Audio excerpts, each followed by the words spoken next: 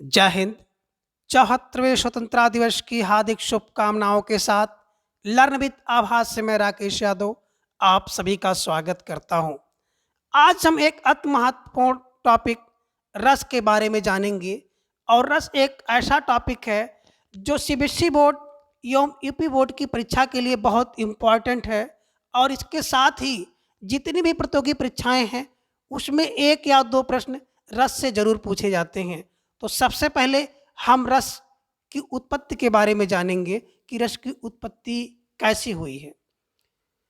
रस्ते असो इत रस है, रस्यते असो इत रस है, अर्थात जो चखा जाए उसे रस कहते हैं या जिसका आस्वादन किया जाए उसे रस कहते हैं, या आप ये भी कह सकते हैं कि जिससे आनंद की प्राप्ति हो उसे रस कहते हैं।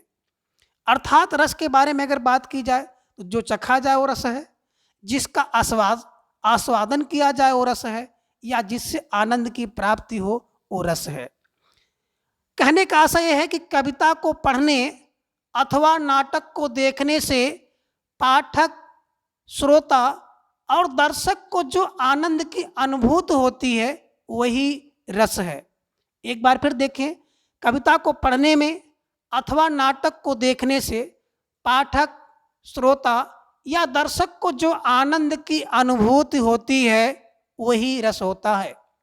और रस की उत्पत्ति की बात की जाए तो विभाव, अनुभाव तथा संचारी भाव के संयोग से रस की उत्पत्ति होती है।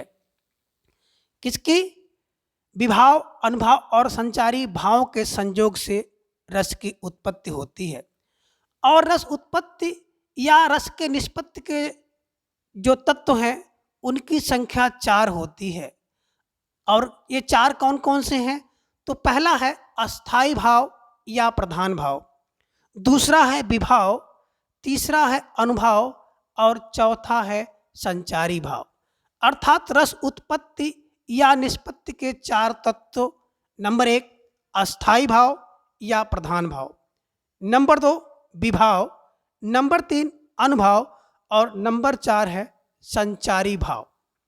अब हम लोग एक एक करके इनके बारे में जानेंगे। अस्थाई भाव, मानव हृदय में जो भाव अस्थाई रूप से विद्यमान रहते हैं उसे अस्थाई भाव कहते हैं। मानव हृदय में जो भाव अस्थाई रूप से विद्यमान रहते हैं उसे अस्थाई भाव कहते हैं। और अस्थाई भाव को कोई भी अवरुद्ध नहीं कर सकता या दबा सकता है, और परिस्थितियों के संयोग से ये उत्पन्न या प्रकट हो जाते हैं। अर्थात कहने का आशय है कि जो अस्थाई भाव होता है वो मानव के हृदय में अस्थाई रूप से उपस्थित रहता है, और जब कभी इसको उस प्रकार की परिस्थितियाँ उत्पन्न होती हैं तो ये प्रकट हो जाता है या उत्पन्न हो जाता है। और अस्थाई भाव की परिपक्व अवस्था ही रस कहलाती है। अब कुछ अस्थाई भाव और उनके रस आपको आगे दिखाई दे रहे हैं। तो पहला है अस्थाई भाव रति। रति अस्थाई भाव श्रृंगार रस से संबंधित है। दूसरा है हास, और हास का जो रस होता है वो रस होता है हास्य रस। अस्थाई भाव शोक, इसका रस है करुण रस। अस्थाई भाव उत्साह, और इसका रस जो होता है वो है वीर रस। और पांचवा है अस्थाई भाव क्रोध, और क्रोध का जो रस होता है रौद्र रस है। इसी प्रकार से भय अस्थाई भाव, और इसका जो रस होता है भयानक होता है। और सातवां है जुगुप्सा या घृणा, और जुगुप्सा या घृणा से संबंधित जो रस होता है वो है विभीष रस। और आठवां है विस्मय अस्थाई भाव, और विस्मय अस्थाई भाव से संबंधित जो रस होता है वो होता है अद्भुत रस। और नौवां है निर्वेद या वैराग अस्थाई भाव, तो इससे संबंधित जो रस है वो होता है शांत रस। और आगे 2 और रस आपको मिलते हैं जिनके अस्थाई भाव, जैसे बात पुत्रवत स्नेह या प्रेम, तो इससे संबंधित जो रस होता है वो होता है वात्सल रस। और दैव के प्रति भक्ति या भाव भक्ति रस से संबंधित होता है।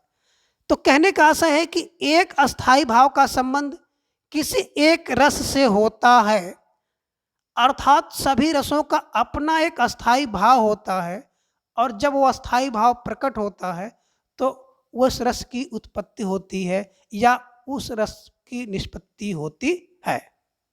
अब दूसरा देखें विभाव, अर्थात विभाव का अर्थ होता है कारण। जिस कारण से रस की उत्पत्ति होती है उसे विभाव कहते हैं, या आप ये भी कह सकते हैं कि जिसके कारण जो सहृदय है उसको रस प्राप्त होता है उसे विभाव कहते हैं, और अस्थाई भाव के कारण को विभाव कहते हैं। अगर मोटे रूप में कहा जाए जो अस्थाई भाव का कारण होता है वही विभाव होता है, और जो विभाव है ये रस को उद्दीप्त करने वाली सामग्री जो विभाव कहलाती है। अर्थात जो रस को उद्दीप्त अथवा उद्दीप्त करने वाली सामग्री होती है उसी को विभाव कहते हैं। और अगर विभाव की बात की जाए तो विभाव के भी 3 भेद होते हैं, आलम्बन विभाव, उद्दीपन विभाव और तीसरा है आश्रय विभाव। तो पहला है आलम्बन विभाव, अर्थात जिस वस्तु या व्यक्ति के कारण अस्थाई भाव जागृत हो उससे आलम्बन विभाव कहते हैं। जैसे नायक नायिका अथवा कोई प्राकृतिक मनोरम दृश्य जिसके कारण जो है अस्थाई भाव या रस की उत्पत्ति होती है। और दूसरा है उद्दीपन, यानी कि अस्थाई भाव को उद्दीप्त या तीव्र करने वाले कारण को उद्दीपन विभाव कहते हैं। जैसे नायिका का सुंदर रूप देख करके नायक का मोहित होना, या दूसरा किसी प्राकृतिक सुंदर दृश्य को देखना, किसी बाघ के मुख को देखकर डर जाना या भयानक जंगल को देखकर डर जाना। तो इस प्रकार जो कारण होते हैं जिसके कारण कोई भाव उद्दीप्त हो जाए या तीव्र हो जाए उसे हम उद्दीपन कहते हैं। और तीसरा है जिसके हृदय में भाव उत्पन्न होता है उसे आश्रय कहते हैं। अर्थात नायिका अगर नायक के प्रति क्या हो मोहित हो जाए तो वहाँ पे नायिका आश्रय होगी। और तीसरा है अनुभाव। अनुभाव का मतलब होता है कि जो मन का भाव हो और उसको व्यक्त करने को अनुभाव कहते हैं। यानी कि ये अनुभाव जो होते हैं शारीरिक और मानसिक चेष्टाएं ही अनुभाव कहलाती हैं।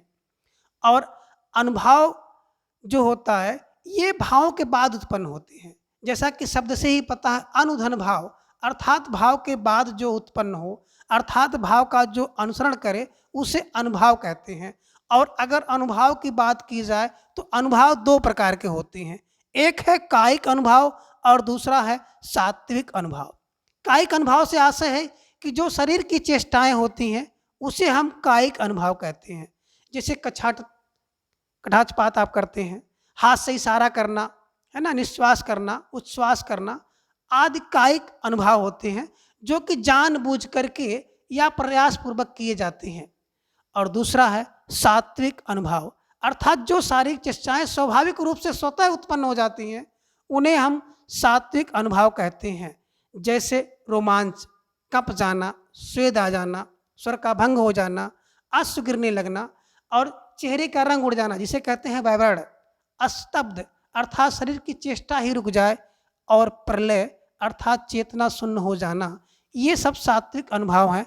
इसके लिए कोई शारीरिक चेष्टा नहीं की जाती है बल्कि ये स्वतः उत्पन्न हो जाते हैं, तो इन्हें हम लोग सात्विक अनुभाव कहते हैं। अब चौथा है संचारी भाव, अर्थात जो भाव मन में केवल अल्पकाल तक संचरण करके चले जाते हैं वे संचारी भाव कहलाते हैं। और इन्हीं का दूसरा नाम व्यभिचारी भाव होता है। और ये अस्थाई भाव को पुष्ट करके क्षण भर में गायब हो जाते हैं। इनकी संख्या 33 है।